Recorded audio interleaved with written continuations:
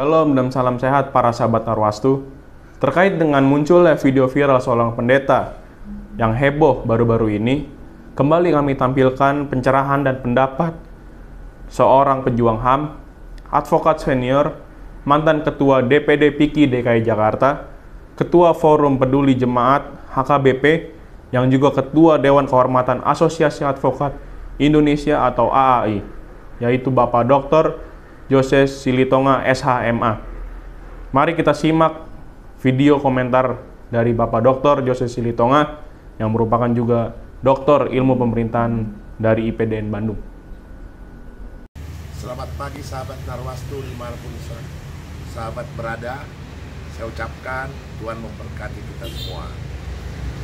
Ada pertanyaan lanjutan kepada saya tentang masalah ada pendeta yang dulu membuat statement kurang cerdas kasus almarhum Joshua, menyinggung ajaran agama lain saat berkhotbah, akhirnya dilaporkan ke Polda Metro Jaya.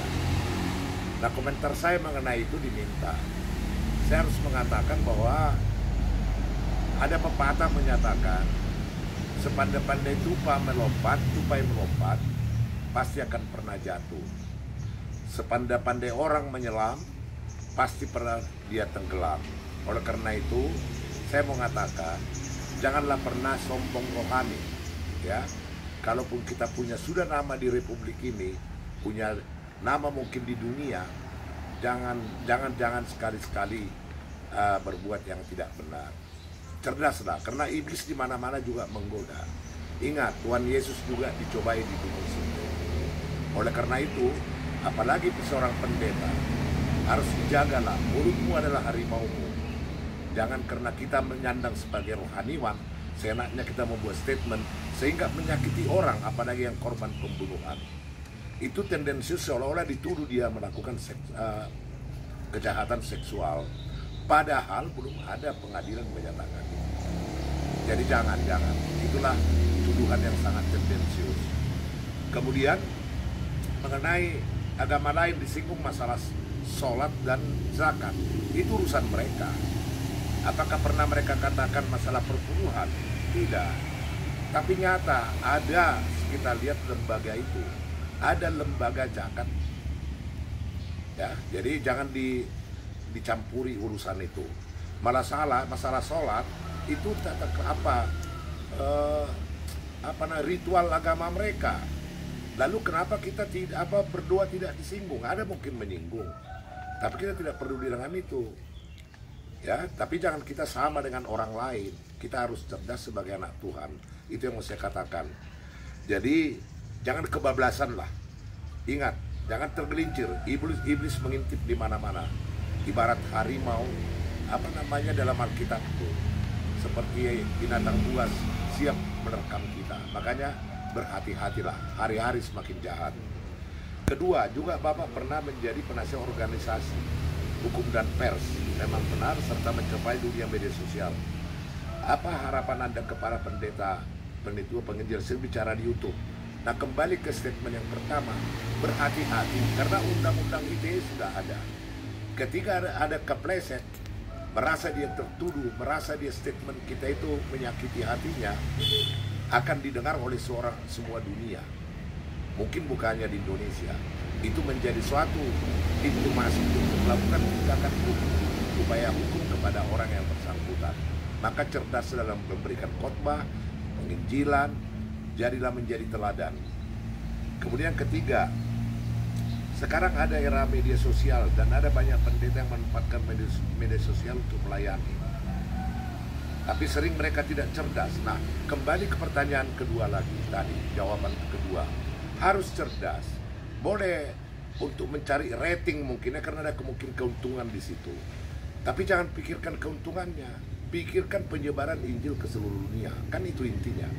Baik melalui apapun itu. Karena di zaman era revolusi industri 4G ini, itu menjadi andalan.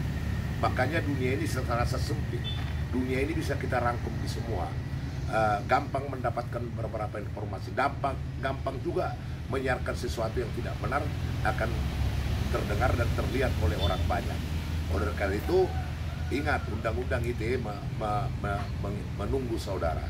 Jadi hati-hatilah, cerdas, dan jangan sok tahu, jangan mencampuri urusan orang lain. Keempat, pendeta juga manusia dan punya kekurangan sehingga perlu juga menambah pengetahuan seputar ilmu hukum dan ilmu komunikasi. Perlu saya sampaikan, Alkitab itu juga hukum sebenarnya. Ingat hukum Taurat. Bahkan untuk SK sendiri, Yesaya 10 ayat 1 menyatakan, celakalah yang melakukan ketetapan kelaliman dengan maksud untuk merampas harta janda, anak, dan orang. Bla bla bla, saya nggak ingat. Tapi ingat, itu ketetapan.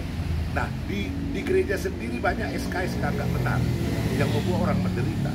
Oleh karena itu, belajarlah berkomunikasi, belajarlah hukum, tidak harus sekolah.